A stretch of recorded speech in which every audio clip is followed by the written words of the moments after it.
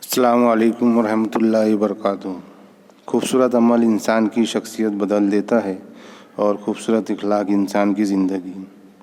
तलबा अज़ीज़, इस उर्दू ऑनलाइन तदरीस में आप तमाम का इस्तकबाल है। उम्मीद है आप लोग खैर आफियत से होंगे। आपकी दरसी किताब का सबक नंबर 23, जिसका उन्वान है आवारागर्द, और इसके 2 हिस्से मुकम्मल हो चुके हैं। आज इंशाअल्लाह हम हिस्सा सोम का मुताला करेंगे। इसकी मुसन्निफ़ा है करतुलैन हैदर। तो आइए बिना किसी ताख़ीर के सबक का मुताला शुरू करते हैं। तो प्यारे बच्चों, इस गुज़िश्ता वीडियो में हमने पढ़ा था कि जो यूरोपियन लड़का है जिसका नाम है ओटो, और वो आलमगीरी सयाहत पे निकला है और वो पाकिस्तान से होता हुआ हिंदुस्तान आया है, और हिंदुस्तान में वो मुसन्निफ़ा के घर पर रुका है, क्योंकि वो उनके लिए लिफाफे, उनके मामू ने जो पाकिस्तान से लिफाफे भेजे वो उनके लिफाफे लेकर आया है। और मुसन्निफ़ा के घर पर उन्होंने लिफाफे ला कर दिया, और मुसन्निफ़ा उसके मुतालिक सब बातें उससे पूछती है, कितने बहन भाई है, कितना पढ़ा है। तो सब उनको बताता है कि उसके अब्बा फ़ौजी अफसर थे, किस तरह उनका वो मर गए, उसकी अम्मी घर पर अकेली रहती है, और सब उसने सब चीज़ें उनको बताई, जंग के हालात बताए। इस तरह से हमने 2 हिस्से मुकम्मल किया। अब तीसरे हिस्से में शुरू करते हैं कि मेरे नाना और नानी अब भी मशरिकी जर्मनी में है, मगर हम उनसे नहीं मिल सकते। जिस तरह आपका आधा ख़ानदान यहाँ और आधा पाकिस्तान में, इसने कांटा उठाकर मुझे समझाया। उसने फिर मुसन्निफ़ा से कहा कि मेरे नाना नानी अब भी मशरिकी जर्मनी में है, यानी जर्मनी के भी 2 हिस्से हैं, मगरबी जर्मनी और मशरक़ी जर्मनी। तो मशरक़ी जर्मनी में उसके नाना नानी रहते थे, और वो कहता है कि मगर हम उनसे नहीं मिल सकते, कि जिस तरह आपका आधा ख़ानदान पाकिस्तान में और आधा यहाँ है। उसने कांटा उठाकर समझाने की मुसन्निफ़ा को समझाया। दूसरे रोज़ उसने वादा किया कि शहर के काबिल दी जगह ज़रूर देख कर आएगा, मगर वो उस रोज़ भी दिन भर रानी बाग में बैठा रहा। चौथा दिन उसने वार्डन रोड पर भोला भाई देसाई इंस्टीट्यूट के बरामदे में बैठकर लाओस की जंग के मुतालिक मज़ामीन पढ़ने में गुजारा। अंदर लड़कियां रक़्स सीख रही थी और हॉल में हुसैन की नई तस्वीर की नुमाइश हो रही थी। लिहाजा मैं साथ साथ आर्ट और कल्चर से भी बहरादर होता रहा। उसने वापस आकर कहा, बम्बई में वो सारे फासले पैदल तय करता था और वार्डन रोड से फ्लोरो फाउंटेन तक पैदल जाता था। फिर दूसरे रोज़ उसने मुसन्निफ़ा से वादा किया कि वो शहर की काबिल-ए-दिद जगह ज़रूर देख कर आएगा, मगर उस रोज़ भी दिन भर वो रानी बाग में बैठा रहा। चौथा दिन उसने वार्डन रोड पर भोला भाई इंस्टीट्यूट के बरामदे में बैठकर लाओस की जंग के मुतालिक के मज़ामीन की किताबें पढ़कर गुजार दिया। वो इंस्टीट्यूट में अंदर लड़कियां रक़्स सीख रही थी, यानी रक़्स के यानी कि डांस नाच सीख रही थी, और हॉल में मोहम्मद हुसैन आज़ाद की नई तस्वीर की नुमाइश हो रही थी। लिहाजा उसने साथ साथ आर्ट और कल्चर से भी वो फ़ायदा उठाता रहा। और उसने वापस आकर कहा, और बम्बई में वो सारे फासले पैदल तय करता था और वार्डन रोड से फाउंटेन तक पैदल जाता था। मैं 8 आने से 1 रुपये रोज़ तक खर्च करता हूँ और ज़्यादातर केले खाता हूँ। हर जगह बेहद मेहमान नवाज लोग मिल जाते हैं। क्या ये अजीब बात नहीं कि इंसान इनफरादी तौर पर इस कदर सीधा साधा और नेक है और इज्तिमाई हैसियत में दरिंदा बन जाता है? ये सवाल करने के बाद वो मुँह लटका कर बैठ गया। उस दिन वो एक ट्रक कंपनी से तय कर आया था, बेंगलोर तक उनके ट्रक पर जाएगा। सुबह सवेरे उसने अपने थैले में किताबें और कपड़े ठूसे। दूसरा थैला, जो उसका सफ़री खैमा और बिस्तर था, लपेट कर कंधे पर रखा, खुदा हाफिज़ कहा, और ट्रांसपोर्ट कंपनी के दफ्तर फ्लोरा फाउंटेन पैदल रवाना हो गया। उसने कहा कि उसने उसके मुतालिक बताया कि मैं 8 आने के 1 रुपया रोज़ खर्च करता हूँ और ज़्यादातर केले खाता हूँ। हर जगह बेहद मेहमान नवाज लोग मिल जाते हैं। और उसने एक बात कही कि क्या अजीब बात नहीं है कि इंसान इनफरादी यानी कि अकेले तौर पर, इनफरादी यानी एक तौर पर इस कदर सीधा साधा और नेक है, और इज्तिमाई यानी कि एक से ज़्यादा लोग मिल जाते तो इज्तिमा ही हो जाते, एक से ज़्यादा यानी भीड़ में। और इज्तिमाई हैसियत में दरिंदा बन जाता है? ये सवाल करने के बाद वो मुँह लटका कर बैठ गया। उस दिन वो एक ट्रक कंपनी से तय कर आया था कि भाई वो बेंगलोर आपके ट्रक में जाएगा, और सुबह उसने अपने थैले में सारी किताबें और कपड़े रखे। दूसरा थैला जो उसका सफ़री खैमा और बिस्तर वगैरह था वो लपेट कर कंधे पर रखा और खुदा मुसन्निफ़ा को खुदाफिज कहा और ट्रांसपोर्ट कंपनी के दफ्तर फ्लोरा फाउंटन पैदल रवाना हो गए।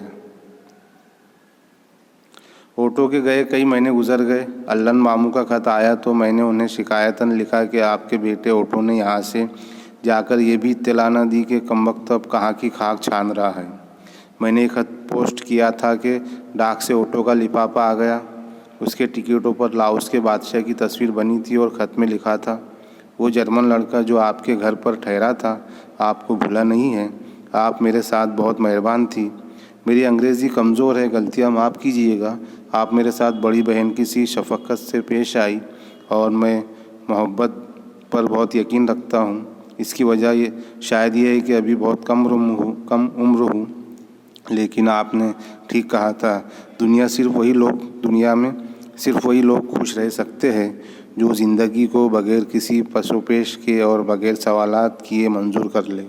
हम जितने ज़्यादा सवालात करते हैं उतना ही ज़्यादा इंकशाफ होता है कि ज़िंदगी काफ़ी महमिल है। फिर उसने मुसन्निफ़ा कहती है कि ऑटो को गए कई महीने गुजर गए।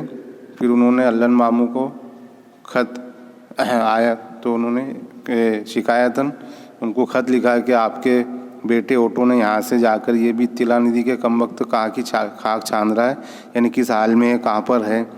और मुसन्निफ़ा कहती कि मैंने एक ख़त पोस्ट किया ही था कि डाक से ऑटो का एक लिफाफा आ गया और उसके टिकटों पर लाओस की बादशाह की तस्वीर बनी थी और ख़त में लिखा था कि वो जर्मन लड़का जो आपके घर पर ठहरा था आपको भूला नहीं है। आप मेरे साथ बहुत मेहरबान थी। और उसने अंदर लिखा कि मेरी अंग्रेज़ी कमज़ोर है, गलतियाँ माफ़ कीजिएगा। आप मेरे साथ बड़ी बहन की सी शफ़क़त से पेश आई और मैं मोहब्बत पर यकीन रखता हूँ। शायद उसकी वजह यह है कि अभी मैं बहुत कम उम्र हूँ, लेकिन आपने ठीक कहा था कि दुनिया में सिर्फ वही लोग खुश रह सकते हैं जो ज़िंदगी को बग़ैर किसी पशोपेश के और बग़ैर सवालात किए मंजूर कर ले। बग़ैर पशोपेश के यानी बग़ैर फ़िक्र के, अंदेशे और गैर यकीनी के से मंजूर कर ले और बग़ैर सवालात किए मंजूर कर ले। क्योंकि उसने आगे लिखा कि हम जितने ज़्यादा सवालात करते हैं उतनी ही ज़्यादा इंकशाफ होता है कि ज़िंदगी काफ़ी महमिल है। यानी जितने ज़्यादा हम सवाल करते हैं, इंकशाफ यानी ज़ाहिर होता है कि ज़िंदगी काफ़ी महमिल यानी कि बेकार, बेमानी, बेमतलब है। महमिल का मायनी बेमानी। लंका में मैं न्यू एलिया से कैंडी एक टूरिस्ट बस के ज़रिए गया। बस में एक सिंघाली तालिब इल्म से मेरी दोस्ती हो गई। उसने रास्ते में मुझे अपने साथ खाना खिलाया। उसका नाम राजा था। उसने मेरे लिए फल भी खरीदे। बस में बहुत से ढोल रखे थे। राजा खूब गाना गाता रहा। आबशार बहुत खूबसूरत लग रहे थे। राजा ने मुझसे कहा, चलो हम सब नहाएं। चंद मिनट बाद वो मर चुका था। वो पानी में डूब गया था। 2 घंटे की तलाश के बाद उसकी अकड़ी हुई लाश हमें एक चट्टान के नीचे मिली। ये सब क्या है? मैं सोचता रहा कि ये कैसे हुआ। हम में से कोई भी राजा को इस हादसे से बचा ना सकता था। क्या ये इत्तेफाक था या इसी को किस्मत कहते हैं? राजा अपने वालिदैन का इकलौता लड़का था। उसके बहन भाई 5 और 15 की उम्रों के दरमियान मर चुके थे और उसका बाप नाबीना और माँ बहुत बीमार। राजा लोगों का बहुत कफील था। तो ऑटो लिख कह रहा है कि लंका में वो न्यू एलिया से कैंडी एक टूरिस्ट बस के ज़रिए गया और बस में उससे एक सिंघाली तालिब इल्म से स्टूडेंट से उसकी दोस्ती हो गई और उसने रास्ते में राजा को ऑटो को खाना खिलाया। उस लड़के का नाम, उस तालिब इल्म का नाम राजा था और उसने ऑटो के लिए फल भी खरीदे। बस में बहुत से ढोल रखे थे। राजा ने खूब गाना गाता रहा। फिर बस उनकी एक आबशार के पास रुकी जो पानी में, वो बहुत खूबसूरत लग रहा था।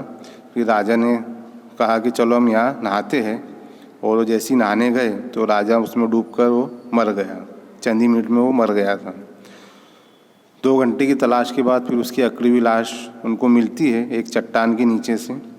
फिर वो ऑटो सोचता है कि ये सब क्या है। वो सोचता रहा कि ये कैसे हुआ, कि हम में से कोई भी राजा को इस हादसे से बचा ना सकता था। क्या ये इत्तेफाक था या इसी को किस्मत कहते हैं। और राजा जो था वो अपने वालिदैन का इकलौता लड़का था, क्योंकि उसके बहन भाई 5 और 15 की उम्र के दरमियान मर चुके थे। उसका बाप जो था वो नाबीना था, यानी अंधा था, और माँ बहुत बीमार रहती थी। राजा लोगों का बहुत कफील था, यानी जिम्मेदार था, है ना, उनके घर का जिम्मेदार आदमी वही था। मदुराई में एक नौजवान शायर ने मुझसे कहा कि दुनिया की वजह से वो बहुत दुखी है। मद्रास में मैंने रेडियो इंटरव्यू से कुछ रुपये कमाए, फिर मैं पेटांग गया जो बड़ा खूबसूरत जजीरा है और वहाँ बेशुमार चीनी रहते हैं। एक मालगाड़ी के आखिरी डब्बे में बैठकर मैं बैंकॉक पहुँचा और बुद्ध खानकाहों में मुकीम रहा और रहाबों के साथ खाना खाता रहा। दोपहर को खूबसूरत लड़कियाँ, खुश लिबास ख़वातीन अपनी अपनी किस्मत और मुस्तकबिल का हाल पूछने रहाबों के पास आती थीं। तो कहता है कि मदुराई में उसको एक नौजवान शायर ने उससे कहा कि दुनिया की वजह से वो बहुत दुखी है। और ऑटो कहता है कि मद्रास में उसने एक रेडियो इंटरव्यू से कुछ रुपये कमाए थे, फिर वो पेटांग गया जो बड़ा खूबसूरत जजीरा है और वहाँ बेशुमार चीनी रहते हैं। फिर वो कहता है कि एक मालगाड़ी के आखिरी डिब्बे में बैठकर वो बैंकॉक पहुँचा और बुद्ध खानकाहों में मुकीम रहा और रहाबों के साथ खाना खाता रहा। दोपहर को खूबसूरत लड़कियाँ, खुश लिबास ख़वातीन अपनी अपनी किस्मत और मुस्तकबिल का हाल पूछने रहाबों के पास आती थीं। एक मालगाड़ी में बैठकर वो वहाँ पर जाता है बैंकॉक, और वहाँ पर जो बुद्ध खानकाह है वो वहाँ पर कुछ दिन रुकता है। और वहाँ के जो रहाबो यानी जो नजूमी है, जो लोगों के हाथ देखकर किस्मत बताते, वो उनके साथ खाना खाता रहा और उनके साथ रहा। और उसने कहा कि दोपहर को खूबसूरत लड़कियाँ, खुश लिबास ख़वातीन अपनी अपनी किस्मत और मुस्तकबिल का हाल पूछने के लिए उन नजीमों के पास, उन रहाबों के पास आती थीं। तो अज़ीज़ तलबा और तालिबात, ये हिस्सा सुबह में मुकम्मल होता है। अल्लाह हाफ़िज़।